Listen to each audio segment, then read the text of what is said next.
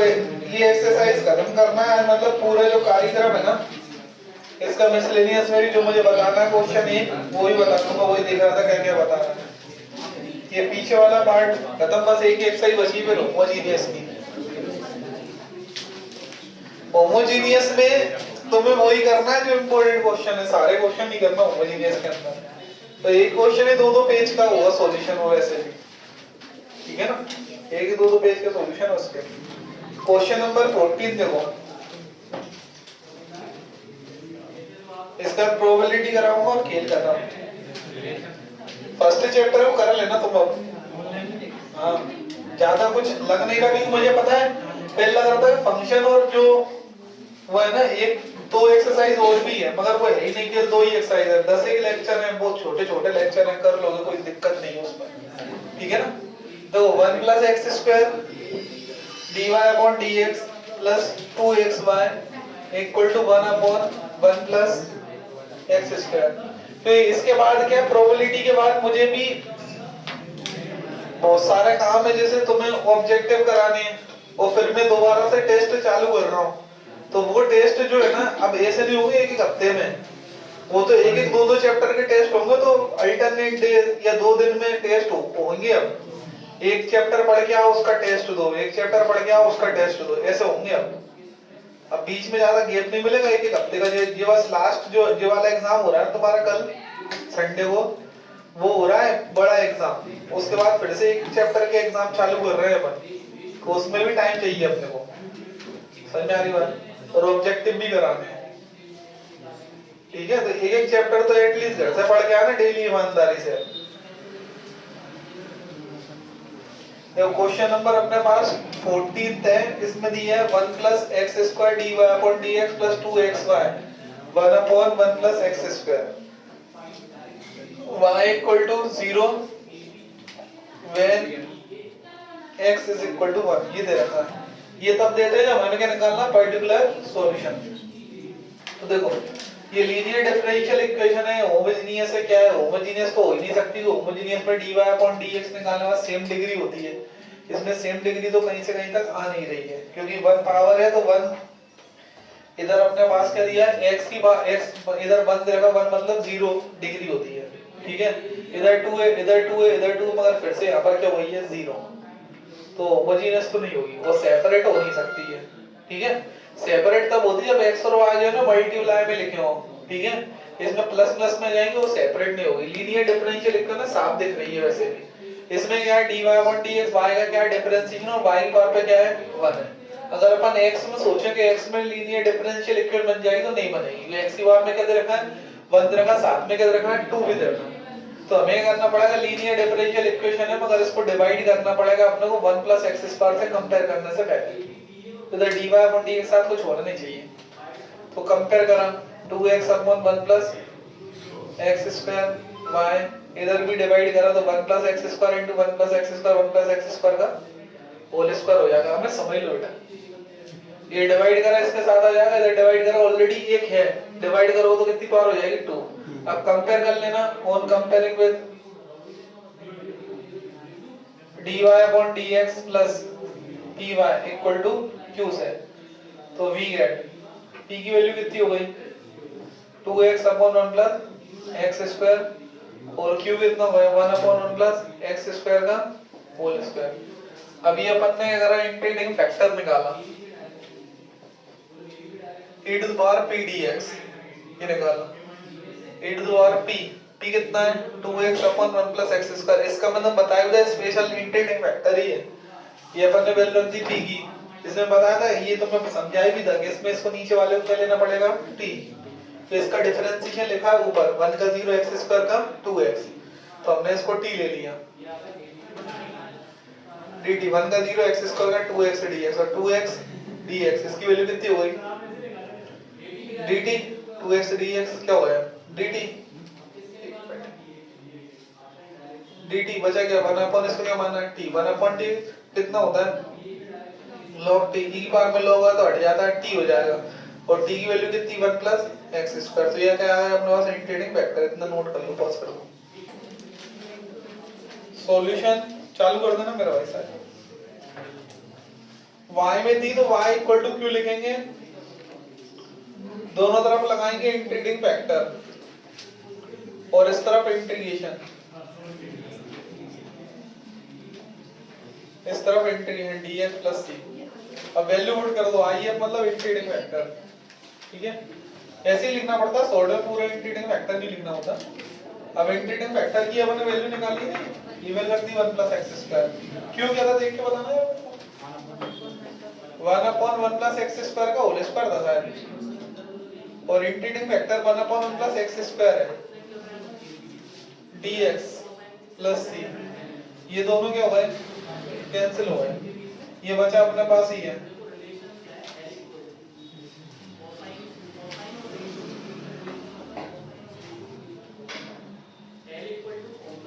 One upon plus x square का formula होता है tan inverse x plus c where c is integrating constant. ये 1 plus x square से पूरी equation को कर दो डिवाइड, तो ये डिवाइड में आ जाएगा, c के नीचे डिवाइड में आ जाएगा, ठीक है ना।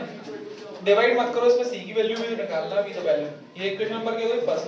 अब c की वैल्यू के लिए दे रखा है y 0 और x 1, ये गिवन है ऑलरेडी क्वेश्चन में, तो अपन इसमें पुट करेंगे y की वैल्यू 0 और x की वैल्यू में 1 पुट कर रहा हूं, c की वैल्यू निकाल लूंगा।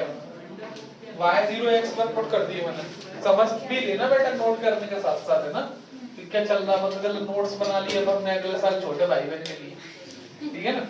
y की वैल्यू 0 रख दी, x की वैल्यू 1 रख दी, y की वैल्यू 0 रख दी, x की वैल्यू 1 रख दी।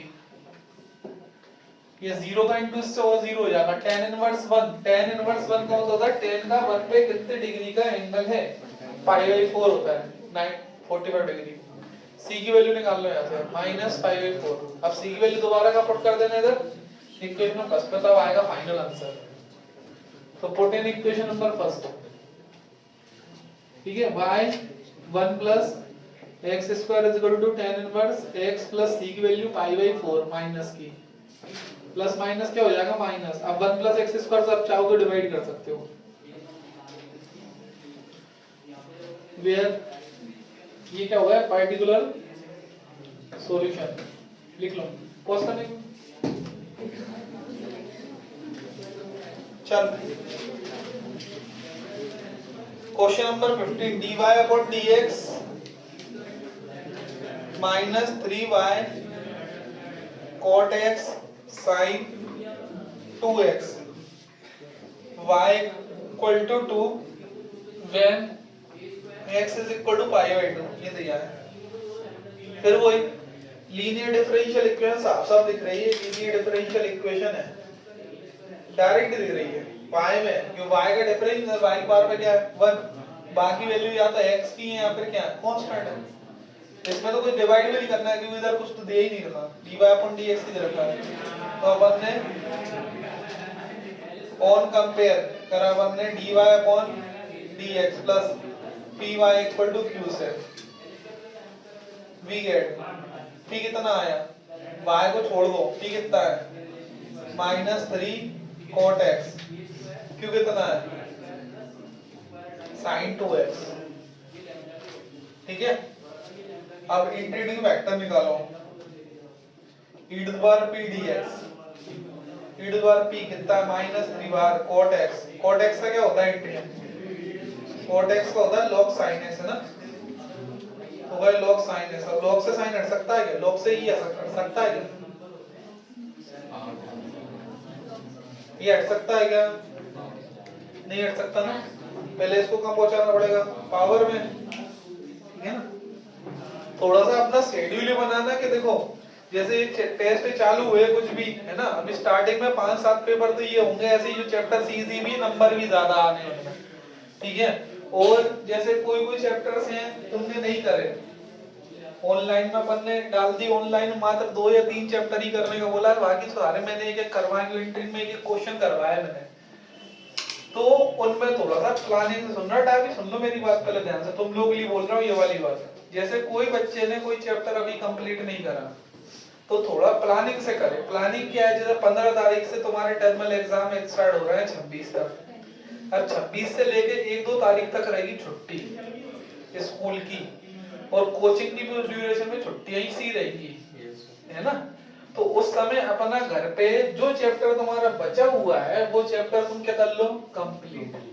समझ में आ रही है? थोड़ा प्लानिंग से करना पड़ती है, ठीक है, समझ में आ रही बात। और जो बच्चों को सिलेक्टेड चैप्टर करना है, सपोज मैंने तुम्हें 6-7 चैप्टर बताया, उसमें 2 कर लिए, अभी 2 बता दिए, 2 और अभी टाइम टेबल डिसाइड करके तुम्हें बता दूंगा कल परसों में, तो उसमें से 2-3 चैप्टर और उस समय रिवीजन करके अच्छे से पढ़ लेना।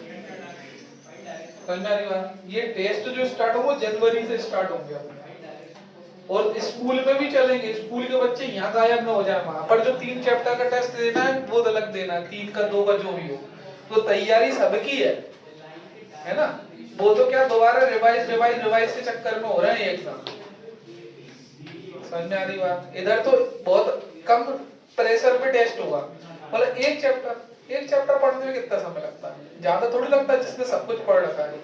ज्यादा लोड वाला एग्जाम नहीं करूंगा जिससे तुम वहां पर एग्जाम देने में दिक्कत ना आए, ठीक है। और इनको पकड़ा देंगे 3-3 पेपर का घर के लिए, एक चैप्टर का यहाँ देंगे, 3 का इनको पकड़ा देंगे। जब ये इनके 3 यहाँ कंप्लीट हो जाएंगे, ये घर पे 3 सॉल्व कर लेंगे। तो इस तरह से तो प्लानिंग से चलना पड़ेगा थोड़ा सा, ठीक है। तो थोड़ा सा टाइम टेबल पे भैया ध्यान देना हर हालत में। हर बच्चे का इस मंथ में जो भी सिलेबस है सारे सब्जेक्ट का खत्म हो जाना चाहिए, सारा सब्जेक्ट का खत्म हो जाना चाहिए। मैथमेटिक्स का तो एटलीस्ट हो ही जाना चाहिए। ये बात बोलने तुम्हारे चेहरे पर क्वेश्चन मार्क आए 1 मिनट के लिए, तो मैथमेटिक्स का तो खत्म हो जाना चाहिए। जो आपका छोटा मोटा टॉपिक बचा हो वो इस महीने में खत्म कर दो, ठीक है। तो अगले महीने से तो क्या महाभारत चालू हो जाएगी, प्री एम्बर प्री बोर्ड फलाना ढेकाना, और उसमें 2 महीने निकल जाएंगे तुम्हारे, ठीक है ना।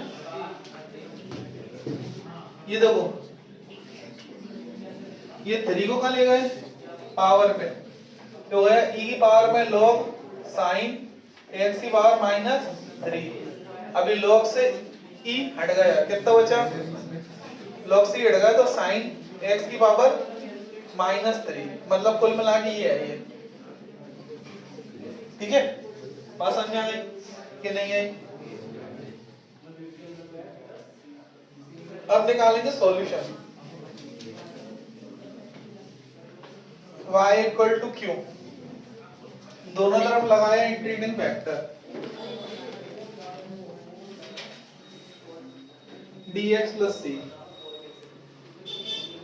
इंटीग्रेटिंग फैक्टर है 1/sin क्यूब x, इधर भी लगाया, q की वैल्यू रख दी, q की वैल्यू कितनी है sin 2x, और इंटीग्रेटिंग फैक्टर कितना है 1/sin क्यूब x।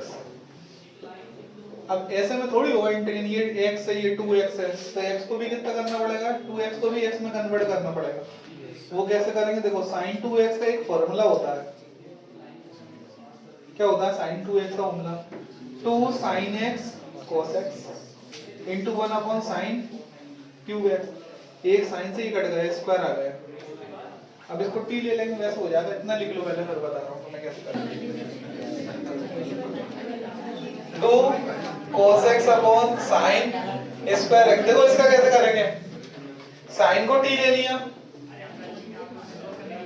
dt, बेटा सुन ले, sin को t माना, क्यों माना कि ऊपर क्या लिखा है cos, sin को t, sin का कितना होगा cos x से dx, अरे cos x से dx कर नहीं रहा हूं मैं, तुम लोग को सॉल्व करना, 2 क्योंकि मैंने बना दिया, 1/t² हो जाएगा, ये dt हो जाएगा। अब 1/t² कैसे करते हैं सबको पता है, प्लस c आएगा, c की वैल्यू निकाल के दोबारा खुद रखना, मैंने बता दिया, कर लोगे। इसमें ऊपर क्या हो जाएगा t की पावर -2, कर लोगे ना पक्का, लिख लो। नेक्स्ट क्वेश्चन कर रहा हूं, 16 में करवा रहा हूं, लास्ट 17 तो खुद कर लेना, सारे क्वेश्चन करा रही लाइन से, एक आप खुद भी करना, 17 खुद करना, 16 करा रहा हूं। देखो इसमें क्या बोला है, सुन लो ध्यान से। क्वेश्चन नंबर 16, 17 खुद से करना है, 17 खुद करना, 16 कर रहा हूं। इसमें देखो क्या दिखा, find the equation of A curve passing through the origin. Curve कहां से पास हो रहा है, तो इसका मतलब ये पहले बोल दिया कि जो भी अपने पास इक्वेशन आएगी उसमें x ये है और y ये है, मतलब x और y अपने को गिवन दे दिया, तो इसका मतलब इसमें कौन सा सॉल्यूशन निकालना है, पर्टिकुलर सॉल्यूशन। पहली बात तो अभी अपने को ये नहीं मालूम कि डिफरेंशियल इक्वेशन का क्वेश्चन है और मैं तुम्हें बता रहा हूं पर्टिकुलर सॉल्यूशन निकालना। मैं तुम्हें इसलिए इसमें बोल पा रहा हूं कि चैप्टर चल रहा है डिफरेंशियल इक्वेशन, इसलिए मैं तो पहले ही बोल दिया पर्टिकुलर सॉल्यूशन निकालना पड़ेगा, x और y दे रखा है ना। मगर एग्जाम में क्या समझोगे डिफरेंशियल इक्वेशन का क्वेश्चन है तो वो तुम्हें पता चलेगा जब तुम क्वेश्चन को आगे पढ़ोगे। ठीक है, क्वेश्चन को देखो आगे पढ़ा मैंने, इक्वेशन निकालना मुझे कर्व की, सुनो इधर बात, इक्वेशन निकालना कर्व की, इक्वेशन क्या होती है इसमें x और y आता है, dy अपॉन dx नहीं आना चाहिए, वो डिफरेंशियल इक्वेशन होती है। जिसमें dy अपॉन dx आता है वो क्या होती है, और dy अपॉन dx नहीं आया x और y वो क्या होती है इक्वेशन। अपनों को x और y में इक्वेशन निकालना है, dy अपॉन dx नहीं लाना। अब आगे पढ़ेंगे तब पता चलेगा डिफरेंशियल इक्वेशन क्वेश्चन। देखो आगे पढ़ा मैंने, चलेगा given that the slope of the tangent, given that the slope of the tangent, ये स्लोप ऑफ द टेंजेंट होता है ना, अपन ने पढ़ा था उसमें डिफरेंशियल इक्वेशन वाले चैप्टर में, सॉरी डेरिवेटिव वाले चैप्टर में। स्लोप क्या होता है, dy अपॉन dx। ये बोला स्लोप ऑफ द टेंजेंट मतलब किसकी बात कर रहा है, dy अपॉन dx की। dy अपॉन dx दिया, स्लोप ऑफ द टेंजेंट अपने को दे रखा है एट द पॉइंट xy, एक पॉइंट xy पर is equal to the sum of the coordinates, equal to the sum of the coordinates. मतलब ये अपना को स्लोप बोल रहा है, इसका एक पॉइंट है एट पॉइंट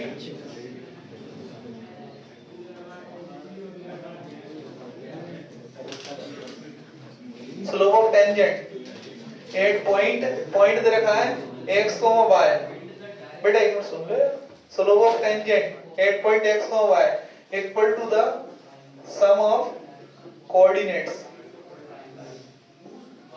ठीक है, ये गिवन दिया है।